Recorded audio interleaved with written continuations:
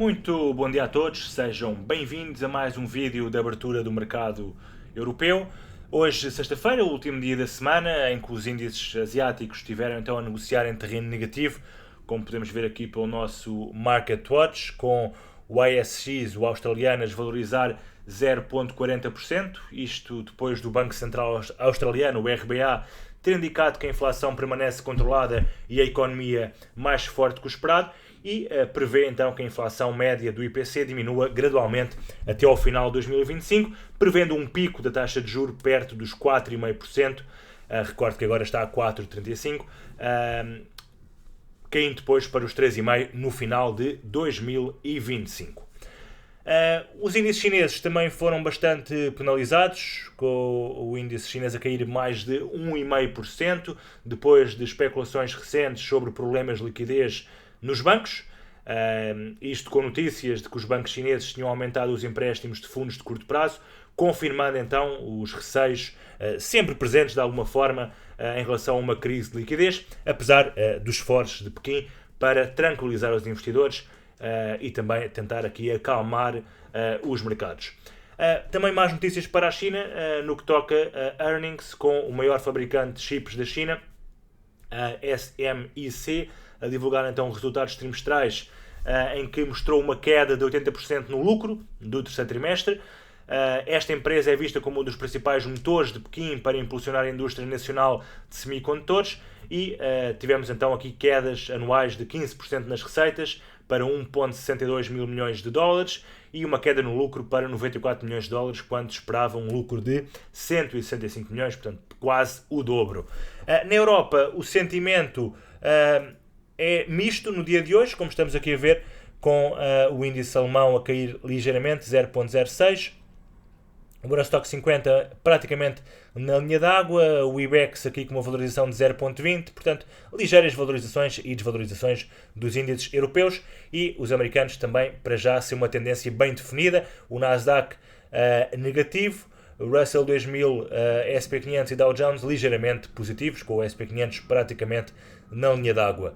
Num dia em que o calendário macroeconómico de hoje é bastante fraco, tivemos aqui apenas os dados do PIB às 7 da manhã, os dados preliminares do PIB do Reino Unido para o terceiro trimestre de 2023 foram melhores do que o esperado. Em contrapartida, os dados da produção industrial foram ligeiramente piores que o esperado. O PIB anual preliminar real foi de 0,6%, esperava-se um valor de 0,5%.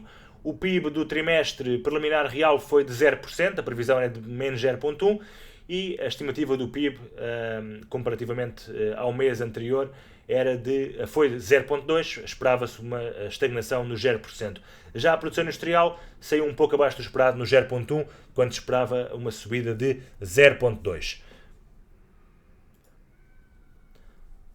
De resto, teremos aqui também alguns membros da FOMC a discursar da parte da tarde, Lagarde também ao meio-dia e meia, e teremos depois, eventualmente, os dados aqui mais importantes do dia de hoje, os dados da Universidade de Michigan, nomeadamente o sentimento do consumidor, em que é esperado um valor de 63,7, uma décima abaixo do valor registrado em outubro, e também perspectivas de inflação a 1 e a 5 anos. Olhando para os mercados, começando aqui pelo mercado do Ethereum, ontem, pelo mercado de criptomoedas, aliás, em particular o Ethereum, ontem subiu muito, como estamos a ver, depois da BlackRock ter apresentado um pedido de registro junto da Nasdaq para o iShares Ethereum Trust, à semelhança então do iShares Bitcoin Trust, que foi apresentado no início deste ano, o que sugere que a BlackRock poderá em breve propor um ETF sobre o Ethereum à SEC. Isto levou então a criptomoeda a subir mais de 10%. O preço aproximou-se então aqui da zona dos 2.130, 2.140 dólares, entretanto corrigiu aqui um pouco, mas a tendência mantém-se de alta, e olhando aqui para o gráfico parece deixar aqui antever uma subida até à zona dos 2.250, por aí, portanto confere aqui mais 7% de potencial de valorização. O Bitcoin atingiu também esta manhã então aqui praticamente o target teórico resultante deste range, portanto podemos dizer que já atingiu, eventualmente poderá vir aqui outra vez, mas poderemos dizer que já atingiu este target teórico nos 38.250 pontos. Nesta zona é normal que haja aqui algum profit taking, mas o potencial continua a ser de subida. Olhando para os índices europeus, esta manhã temos então o DAX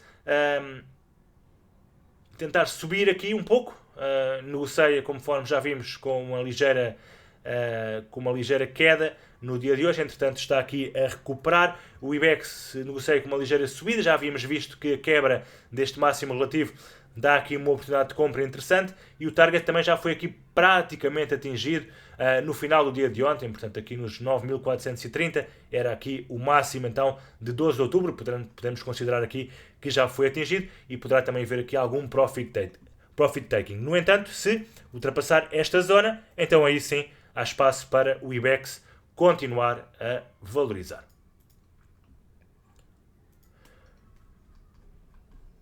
Em relação ao CAC, continua também aqui em modo corretivo. O FTSE continua bastante fraco a comparar com os restantes índices, e o Eurostock 50 a dar aqui um ponto de entrada interessante, a vir aqui fazer o reteste da antiga resistência, que agora funciona como suporte, à 1 da manhã, nos 4.200 pontos, e a disparar. E agora a vela também atual, esta vela de 1 hora, a vir outra vez fazer o reteste, e rapidamente encontrou pressão compradora e vai fechar cá em cima, portanto a dar aqui um excelente ponto de entrada. Poderá ser aqui um ponto de entrada interessante para o Eurostock 50, e o target mantém-se lá em cima nos 4.250. Também os índices americanos corrigiram então um pouco, mantém-se em modo corretivo. Aqui o SP 500 não me parece muito interessante. O Nasdaq a cair então do limite superior deste canal, e também quebrou então finalmente este seu range. O target teórico também já foi atingido. Vamos ver o que é que poderá fazer daqui para a frente. O Dow Jones também tem tendência de queda, portanto também quebrou aqui este range em baixa, fez o reteste, e este gráfico parece apontar para novas quedas. Portanto, queda, reteste, e agora diria que poderá pelo menos igualar este mínimo feito no dia de ontem.